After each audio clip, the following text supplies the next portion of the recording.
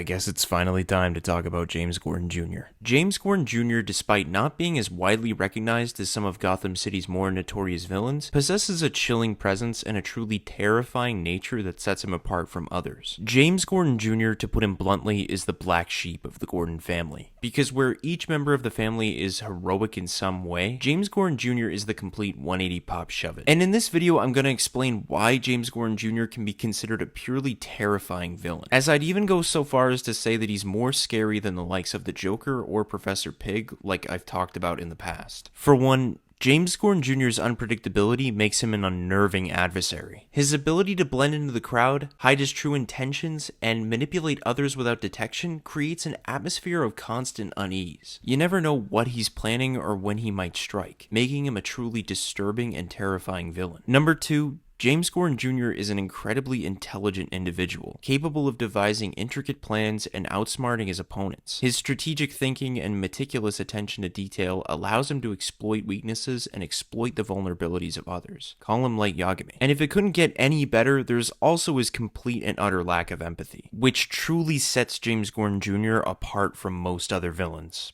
Except maybe the Joker, of course. His ability to detach himself emotionally enables him to commit disturbing acts without remorse or hesitation, and this absence of empathy allows him to manipulate and harm others without conscience, creating a sense of dread and fear in those who encounter him. And finally, his dark past, in which I'll fully break down because it's a truly disturbing origin, and that's putting it pretty mildly, because James Gordon Jr. is one crazy son of a bitch, and his story is not for the faint of heart. But before we delve deeper into the character of James Gordon Jr., hear first a word from our sponsor, Raid Shadow Legends. Raid Shadow Legends is an awesome mobile game that features over 700 unique champions, a super detailed and tactical RPG battle system, and intense combination of PvE and PvP content. And Raid Shadow Legends is now increasing its roster by introducing a new system called Metamorph that allows a new mythical champion to change between 2 different forms. Oh no, it's almost as if while I was talking about the new Metamorph mechanic, I'm beginning to change into a different form myself. Oh no, I'm James Gordon Jr., the deranged lunatic who's the subject of today's video. This is not good. I hope I can change back, but while I figure that out, let's talk about the new mythical champions in Raid Shadow Legends. What's better than one champion, but 2 champions, right? A powerful warrior able to change between 2 forms, each with their own set of unique skills. So one could be a damage-dealing knight, and the other could be a flaming angel of healing. These mythical champions are the most versatile champions ever seen in Raid. And this new rarity of champion can also be summoned from equally awesome looking red primal shards. There's 5 of them for now, but with 2 forms, it's like having 10 new champions. So what are you waiting for? Check out these new mythical champions in-game now. Also, for new players, you can get your hands on the Stag Knight, one of the best epic champions around, as well as a skin for Stag Knight designed by JonTron. So just use this promo code before October 7th. And don't worry, if you're not a new player, you can still get Stag Knight and the skin through an in-game event. Everybody likes free stuff, right? Check out Sun Wukong, Raid's take on the Monkey King from Chinese mythology. He's made his grand appearance in the game, and it couldn't be easier to get him. Just log in on 7 different days between now and October 23rd to get your hands on him. With all of this new and exciting stuff coming to Raid, if you haven't started playing, what are you waiting for? Use my link in the description or scan my QR code to get insane bonuses and other useful things like energy refills and XP boosters. So just hit my link in the description and I'll see you on the battlefield. Go download Raid Shadow Legends today.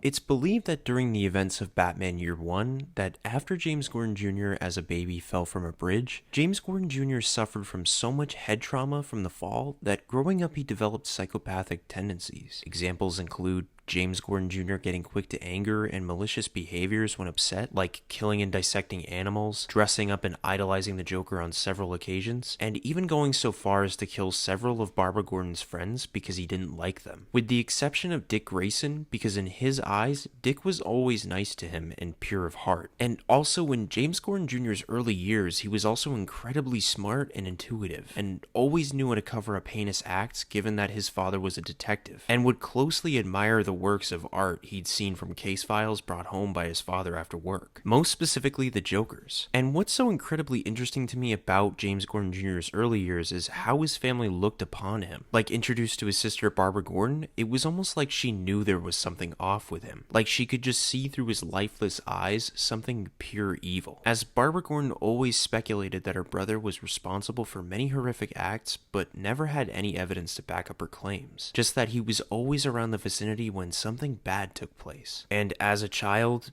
James is off-putting even to his mother, who feels the strangeness of him, but isn't sure how to put it to words. Then there's Jim.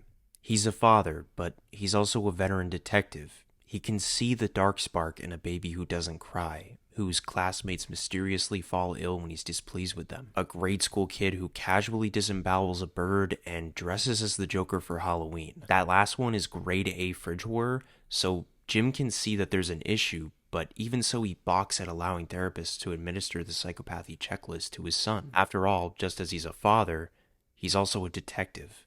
He's a detective, but also a father. Still, all that came before pales in comparison to what happened when Gordon took James and Barbara on a family vacation, during which Barbara's longtime friend Bess disappeared. Officially, Bess's disappearance remains unsolved to this day, but there has long been a whisper of suspicion floating through the Gordon household, the belief that James, only a child at the time, may have been responsible. So to understand why, we have to rewind. Imagine this.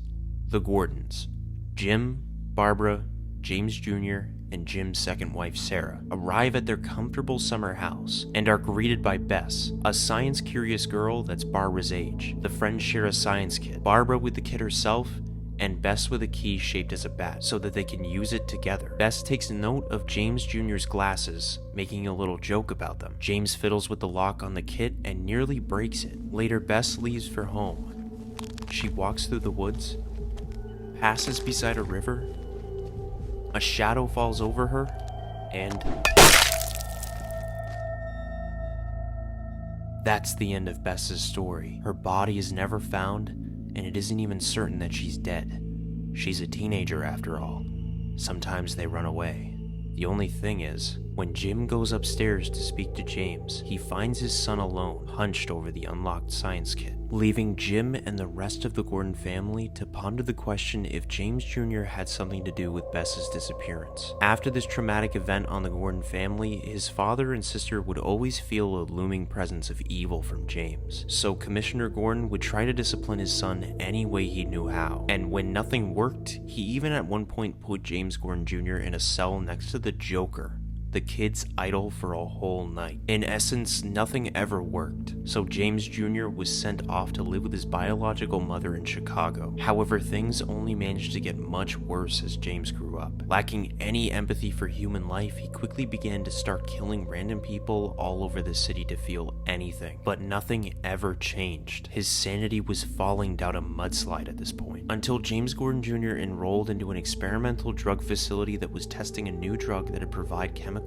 in the brain for people with psychotic tendencies to feel any sort of empathy. For a while, this worked on James Gordon Jr., almost changing himself for the better. But after some time, he began to see empathy or emotion itself as a crutch, a weakness even. So James Gordon Jr. took it upon himself to reverse engineer the drug so that he could eliminate any kind of emotion from his body. In a way, essentially killing his soul if he ever had one to begin with. Once it was complete, he felt at peace until watching the news, he saw something strange. He saw Batman smile on TV.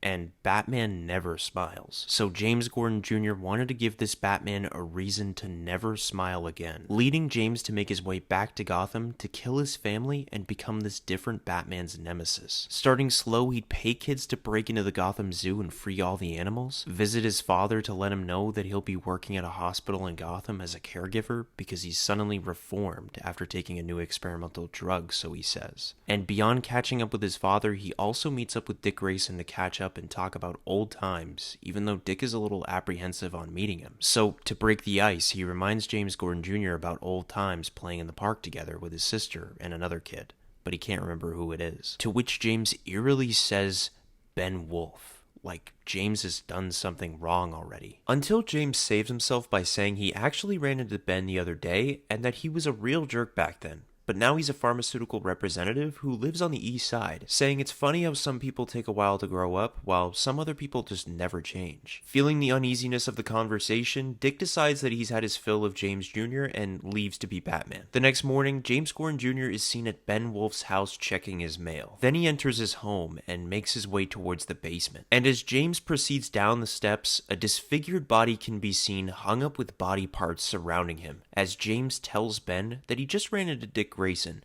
and guess who they were talking about? You. And through Ben's missing jaw, he begs James to stop, but James just pulls out a saw and says, "Now where were we?" Reading this from the graphic novel, I swear to you it sent a cold shiver down my spine like you wouldn't believe. Further into the story, Commissioner Gordon gets quite suspicious of James Jr., so he goes to his workplace and swipes one of his son's pills, and gives the pill to Barbara to reverse engineer to see if his son is actually telling the truth about the experimental medication. Meanwhile, at Arkham Asylum, Joker is in the middle of being transferred when he begins to taunt a doctor and his life on how the doctor's wife is always sick and he's always taking care of her night after night. The doctor wonders how Joker could even know that, but in the middle of talking, he begins to laugh uncontrollably, shouting through the laughter that something's secreting from the Joker's skin, as he kills one of the security guards. Meanwhile, back at the lab, the test results come back, and it turns out that James Gordon Jr. somehow reverse-engineered the drug to actually amplify psychopathic tendencies. Jim then asks Barbara what his plan could even be, and Barbara mentions that he wouldn't be able to just dump this psychoactive drug into the waters. It would just get filtered out. And even if he did, the potency would be too weak to affect adult brains. However, for children, it'd be a different case entirely. And suddenly a horrible look falls over Jim's face and he realizes that James has been doing the nutrition runs for the hospital, meaning he's been passing these pills out along with the baby formula in an attempt to poison Gotham's children. Jim rushes down to his car and speeds all the way down to James Jr.'s apartment, and as he gets there, Jim kicks in the door and he shouts for James to show himself, but finds that no one's home. While searching through the apartment, Jim finds a small box in the closet, and as he begins to open it up, shortly after this, Harvey Bullock walks in telling him that Joker's out, but Jim doesn't answer, and Harvey asks if everything's okay, as Jim pulls out Bess's bat-shaped key, saying no. Nothing's okay. Jim rushes back to his car and he calls his ex-wife Barbara to tell her what's going on. He frantically tells her to stay inside because the Joker has escaped and he's probably going to target them. Barbara then asks why the Joker would do that, to which Gordon shouts because the Joker always comes after them, telling her to just stay inside until the hotel security comes. However, Barbara opens the door to someone knocking, and as the door opens, Jim hears a loud crash from the phone as he runs up the stairs asking what's going on until the phone disconnects. When he finally reaches Barbara's room, he breaks the door down shouting for her, but he only sees blood on the shower curtain. Gripping the curtain and pulling it open, he finds Barbara naked in the tub and blood dripping from her mouth. Shortly after this, Barbara is in critical condition and they've halted the toxin's progression because she was infected with the Joker toxin. This leads Batman and Commissioner Gordon on a wild goose chase to find Joker, believing him to be responsible for the attack. However, it's not what they'd expect, because after Dick would find a Joker refusing to fight back and admitting he wasn't the one who hurt Barbara, which is completely unlike him, Dick begins to realize that this was all a huge misdirection, finally seeing who could have actually hurt Barbara. And over in Oracle's office, she starts tracking surveillance on James, and just as she thinks that she's found him, James appears behind her asking if she's happy to see him and grabs her. Later, Gordon and Dick arrive to her office to find everything destroyed and her wheelchair bloodied with no sign of Barbara, as Dick says to Gordon that they will find her. Elsewhere in Gotham, James steps out of the shadows asking Barbara if she likes the place, because he figured that they would take a stroll down memory lane. But Barbara says that when Batman and her father find him, he won't ever see the light of day ever again. However, James leans down telling her that it's funny. He's been having trouble being afraid of something like that all of his life. In fact, the only time he's ever been close to being scared was the day that he met Barbara. It was the day that their father introduced them to each other. It was like she was able to see the bad in James, asking Barbara, when were you able to tell? Like, really tell. And Barbara tells him that it was when he hurt that bus driver. James leans back, stating, that's right. She called me Four Eyes. But how did you even know that it was me? Barbara tells him that it was the way that he hurt her. 2 razor blades taped to a matchbox so that when it was opened, the cuts would be too close to stitch. So it was done by someone who wanted to hurt and torture them. James stands silent and then says, "Why don't you go ahead and take a look at your legs?" James pulls the blanket off of her legs, revealing 2 knives stabbed into each of them, telling her that they're nice and tight next to her femoral arteries, so if she pulls one out, she'll bleed out in a matter of minutes. As he says to Barbara that when he was put in that cell next to the Joker, he said to the Joker that he really wished his sister would just slow down for a change, instead of always being in a rush. But he never realized the Joker would actually go ahead and make his wish come true, in which James apologizes. Barbara is in utter shock as to what James just said, leading James to disturbingly laugh, saying that she should have seen the look on her face. After so much gloating, Barbara then says that she thought he would look different than all the other villains in Gotham. She figured he would just appear in her bedroom one night and strangle her, but instead he's like everyone else, just sitting there gloating, keeping her alive. But in the middle of her talking, James rips one of the knives out and says that you're right,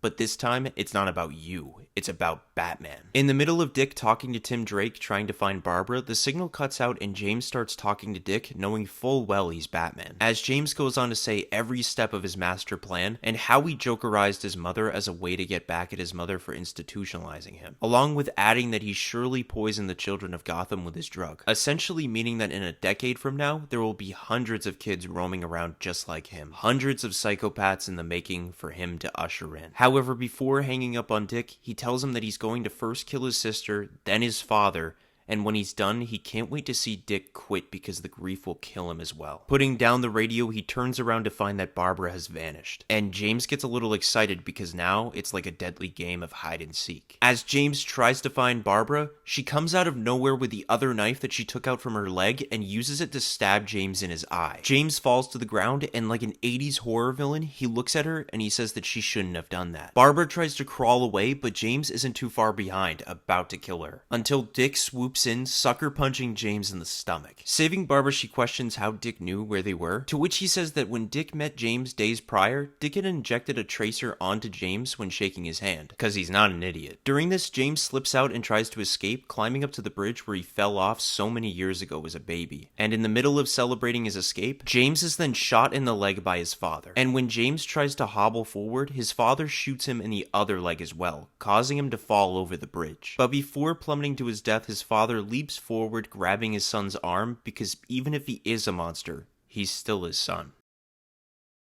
The next day, James is placed into Arkham Asylum, and after Gordon had tests run on baby formula that might have been passed around that was poisoned, the tests came up completely clean. However, there's no real way to know if it was poison or not in the end. So all the both of them can really do now is pray that in 10 or 20 years from now, there aren't more people like James Gordon Jr. roaming around in Gotham City. As the story ends with a panel of a baby that may very well be infected by James Jr.'s psychoactive drug, implying that James Jr.'s plan may have succeeded all along.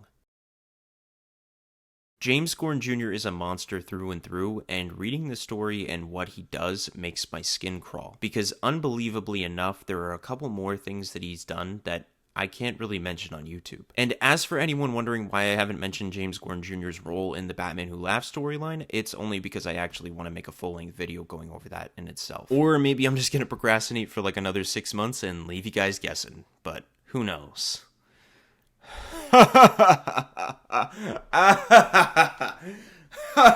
But in conclusion, James Gordon Jr. is a scary villain due to his unpredictability, intelligence, lack of empathy, dark origin, and moral ambiguity. His ability to manipulate, harm, and commit terrifying acts without remorse makes him a truly chilling presence in the world of Gotham City. So beware when encountering James Gordon Jr., for his charm masks a darkness that will send shivers down your spine.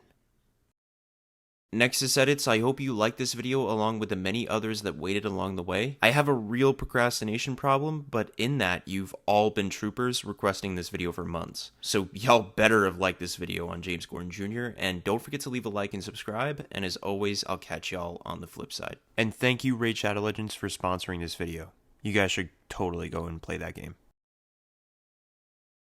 Should have known from the jump that this kid needed to be hand-delivered to Satan when Barbara Gordon and James Jr. were watching a scary movie, and James Jr. kept face-palming because the killer in the movie was doing a terrible job killing. What the fuck?